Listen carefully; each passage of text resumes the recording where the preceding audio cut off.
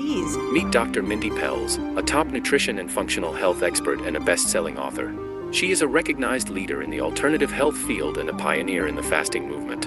In this video, we distill the essence of her teachings and highlight the top 6 foods she consumes to promote effective autophagy, seamlessly fitting within her fasting regimen. Nobody cures you. You cure yourself.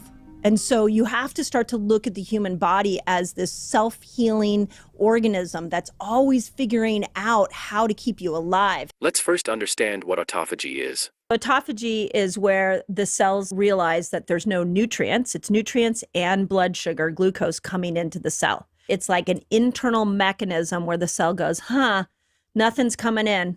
Okay, we got to make sure, A, that we're a better version of ourselves. So it'll push out viruses, it'll push out bacteria out of the cell. The other thing that it does is it'll say, hey, you know what? This cell's going rogue. This cell's becoming a cancer cell. This is a senescent zombie cell that's going to start to age you quickly. They're a weak member of the team. In this fasted state where no glucose is coming in, no nutrients are coming in, you're a liability and we need to get rid of you. And so it gets rid of those cells. Autophagy is a natural cellular process in which cells degrade and recycle their own components. The term autophagy comes from the Greek words auto, meaning self, and phage, meaning eating. Essentially, autophagy is the body's way of cleaning out damaged cells in order to regenerate newer, healthier cells. So for autophagy to take place, the body needs to be in a fasted state. Then what happens in a fasted state? What is a fasted state? And it's really when that blood sugar comes down enough that it triggers the body to switch. 8 hours, you start to make the switch. By about 12 hours, your body's now starting to make a good dose of ketones. The brain is excited, so you're getting that mental clarity. Ketones turn off the hunger hormone. So you also, when you switch over, there's going to be a point in which you're not hungry. And that all happens at about 12 hours. At 13 hours, we start to see that growth hormone goes up, which is what slows down the aging process, helps us burn fat. We also see in men, we see testosterone start to go up. 1,300% increase in testosterone with just a 15-hour time period. We see inflammation, CRP goes down, which is an inflammatory blood marker, will start to go down. In fact, one of the greatest studies ever done on women was they took a group of women after they had had traditional breast cancer treatment, and they had them just fast 13 hours every single day. And they noticed that there was a 64% less reoccurrence of breast cancer in the group that all they did is fast, was 13 hours a day. They didn't even change their food, they just fasted. So check this out. Research shows at 15 hours, we see growth hormone go up. Okay, growth hormone is the hormone that keeps you young and helps you burn fat. But if you stay in that fasted window, you keep going, 17 hours, your brilliant body turns within and it goes, wait a second. No food's coming in. We better get stronger. 17 hours, we stimulate autophagy. The cells start to repair themselves and old aging cells you get rid of. 24 hours, your whole gut resets and you get intestinal stem cells that come in and repair the whole inner lining of the gut. 36 hours, your body goes and finds that stubborn fat specifically around the belly and it starts to burn that for energy. 48 hours with no food coming in, now all of a sudden you're getting new dopamine receptor sites. Okay, why are you getting that? Because your brain has got to get motivated to go find food. So you reboot the whole dopamine system, and then 72 hours, the whole immune system reboots itself and recycles itself. That's without a drug. That's without a supplement. That's why I'm like, we have to get this out to the world. This is our door out of chronic disease. Then should I go and fast for 72 hours all the time? The answer is no. The 3-day water fast twice a year is a great time to just get rid of senescent cells that are aging you quickly, or cells that are going to go rogue and become tumors. Get rid of those. The 48-hour fast once a quarter if you have a mental health challenge, if you are depressed and anxious and you're looking for a variety of tools to help you and boost your moods, then do 48-hour fast once a quarter. 36-hour fast, that's really there for the person who's just so frustrated and cannot lose weight. So if you're really struggling with weight loss, throw a 36-hour fast at it. Then the 24 hours and below, I have people vary those in a weekly, depending on where they are in their cycle. But one 24-hour fast a week can be really miraculous. Those are the one meal a day people. Do it once a week. Don't do it every day.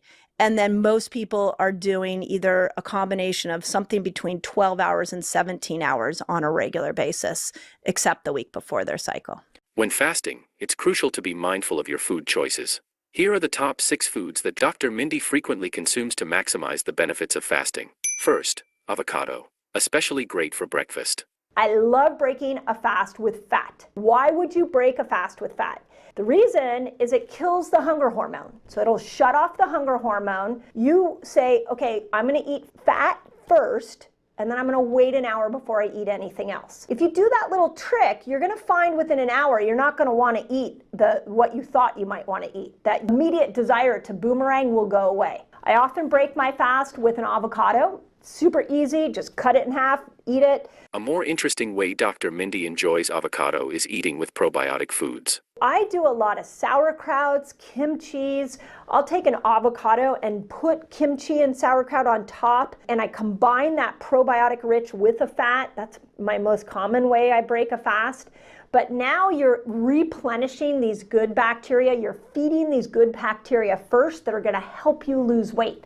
Next food is cacao. Cacao, which is chocolate. The Mars company actually went in and did research on what chocolate does for autophagy. Now, that doesn't mean you go out and eat a Mars bar. I would prefer that you would go after clean cacao sources. So, a couple different things that you can look for when you're buying chocolate. You can look for the word cacao, and the number 1 ingredient is cacao. So, number 1. Number 2 is cacao butter.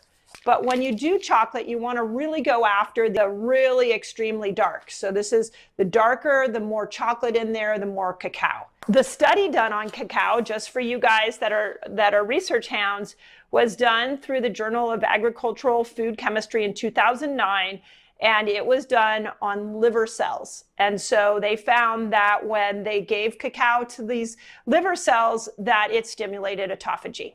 Next is coffee. Coffee. They did a study out of Cell Cycle in 2014, and they found that 1 to 4 hours after you drank coffee, they noticed an increase in autophagy in the liver, in muscle tissue, and in your heart, in heart tissue. Here are my recommendations for coffee.